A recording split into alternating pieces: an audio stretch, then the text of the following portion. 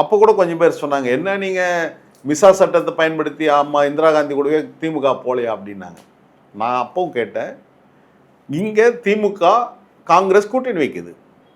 தமிழ்நாட்டில் முதலமைச்சர் ஆகிறதுக்கு இந்திரா காந்தி முதலமைச்சர் ஆகிறதுக்கு அவங்க கூட்டணி வச்சாங்களா? இல்லை. தலைவர் கலைஞர் அவர்கள் முதலமைச்சர் ஆகணும், அதுக்காக கூட்டணி வச்சாங்க. இப்போ நீங்கள் என்ன அதிமுக கூட்டணி வைக்கிறது எதுக்காக கூட்டணி? வைகோ முதலமைச்சர் போறீங்களா? ஜெயலலிதா தான் முதலமைச்சர் ஆகிறாங்க. எனவே முரண்பாடுகள் இதெல்லாம் நான் அப்போ தர்க்கம் பண்ணுறேன். கடைசி வரலும் நான் கருஷேட்டை கேட்ட மாட்டேன்.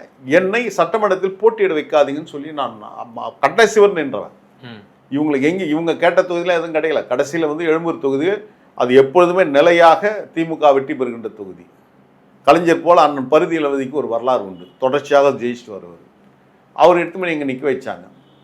நான் வேண்டாம், என்னால் முடியாதுன்னே சொன்னேன். ஆனால் 2 நாள் என்னை கூப்பிட்டு என்னை கன்வின்ஸ் பண்ணி என்னை அவரோட கருத்துக்கு உடன்பட வச்சு வீட்டில் சாப்பாடு கொடுத்துட்டு சாப்பிட்டுட்டு உடனே ஒரு சட்டை வந்து தலைவர் எடுத்துன்னு கொடுறாரு, இந்த சட்டை மாட்டிக்க, நீ எனக்காகத்தானே இந்த இது செய்கிற அப்படின்ட்டு கடைசியாக அந்த கொள்கையாக அந்த எண்ணெய் கூட மாற்றி என்னை வெள்ளை சட்டை போட வச்சு கருப்பு சட்டை கேட்டு போட்டார்.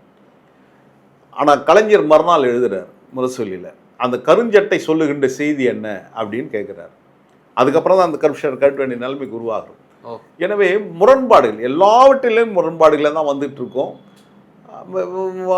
ஒரு தலைவர் என்பது லீடர்ஸ் ஆல்வேஸ் ரைட் அப்படின்ற ஒரு மைண்ட் செட்டில் நம்ம இருக்கிறோம். இருந்தாலும் தவறுகள் நடப்பதை நம்ம சுட்டி காட்டுவோம். மக்களால் கூட்டணி உருவாகக்கூடாதுன்னு நான் சொன்னேன். அதில் இருக்கிற ஆபத்துகளை எடுத்து சொன்னவன்.